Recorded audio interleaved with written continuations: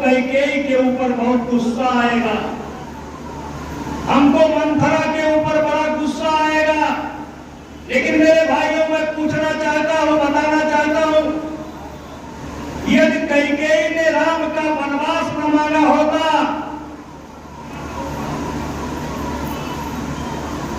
तो केवट से भेंट कैसे होती? केवट से भेंट कैसे होती? ऋषि भारद्वाज से भेंट कैसे होती? वनवासी, यादवासी, जंगल में रहने वाले, उनसे भेंट कैसे होती?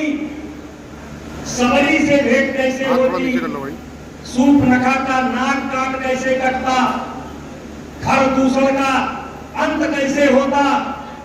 हनुमान जी से भेंट कैसे होती? सुग्रीव से भेंट कैसे होती? बाली का वध कैसे होता? समुद्र पर सेतु कैसे बनाया जाता? और रावण का अंत कैसे होता? मेरे भाइयों, इसका श्रेय अगर किसी को जाता है तो कैकेयी को जाता है, मंथरा को जाता है, जिसने अपने ऊपर आदेश ले लिया। क्योंकि भगवान राम को इतिहास बनाना था। यदि राम अयोध्या के राजा होकर के रह जाते तो राम का कोई इतिहास नहीं होता। और इसीलिए कभी कभी मैं एक कविता पढ़ता हूं, और कविता पढ़ता नहीं हूं, इस कविता पर जिया हूं। सच है कि मत जब आती है, कायर को ही दहलाती है, सूरमा नहीं विचलित होते, पल एक नहीं धीरज खोते, संकट का चरण न कहते हैं, जो आ पड़ता सब सहते हैं।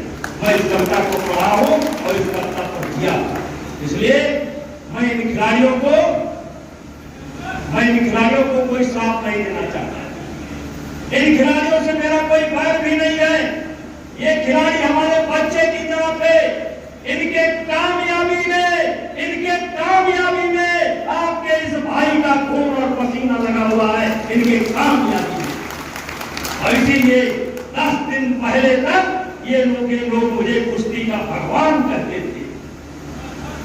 10 दिन पहले तक ये मुझे कुश्ती का भगवान कहते थे, क्योंकि इनके कामयाबी में आपके भाई का खून पसीना लगा हुआ है। जिस समय हमने कुश्ती को संभाला, दुनिया में हम 20वें नंबर पर थे, 18वें नंबर पर थे, लेकिन मेरा शौक था, मैं खेल का प्रेमी था और मैं उसमें जुड़ गया। आज मैं बताना चाहता हूं, मैं जहां 15 नंबर पर हुआ करता था, 20 नंबर पर हुआ करता था, आज दुनिया की बेस्ट 5 टीमों में, बेस्ट 5 देशों में भारत का नाम है। बेस्ट 5 देशों में भारत का नाम है। आज तक 7 ओलंपिक के मेडल केवल आए हैं, जिसमें से 5 ओलंपिक मेडल मेरे कार्यकाल के हैं, मेरे कार्यकाल के। लेकिन चलिए, मैं कुश्ती में घुस गया था। ऐसा घुसा था कि सांस भी लेता था तो कुश्ती, सोता था तो कुश्ती, जगता था तो कुश्ती। लेकिन मुझको लगता है कि अब मुझे कोई और बड़ा काम करना है, कोई मुझे बड़ा काम करना है। मुझे नहीं करना है, भगवान मेरे द्वारा कोई बड़ा काम लेना चाहता है। और इसीलिए अयोध्या के संतों ने 5 तारीख को विचार विमर्श के लिए, चिंतन के लिए एक सभा का आयोजन किया है। संतों ने आह्वान किया है। और मैं आपसे कहना चाहता हूं, किसी ने कहा है कि नहीं, पाप का भागी होता केवल जात, पाप करने वाला ही पाप का भागीदार नहीं होता। नहीं, पाप का भागी होता केवल जात, केवल पाप करने वाला ही पाप का भागीदार नहीं होता। जो तटस्थ है, मौन है, समय लिखेगा उनका भी अपराध।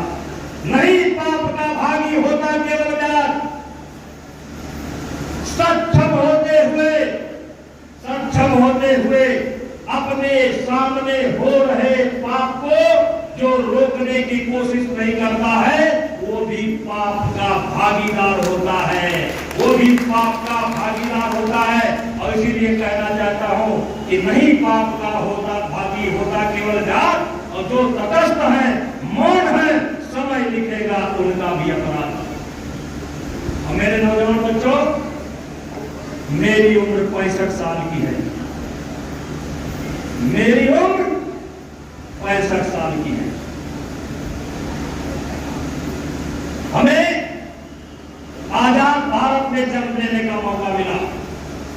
हम सब लोग जानते हैं सन 1947 में हमारा देश आजाद हुआ, लेकिन हमको 57 में जन्म लेने का मौका मिला। लेकिन मैंने आजादी के संघर्ष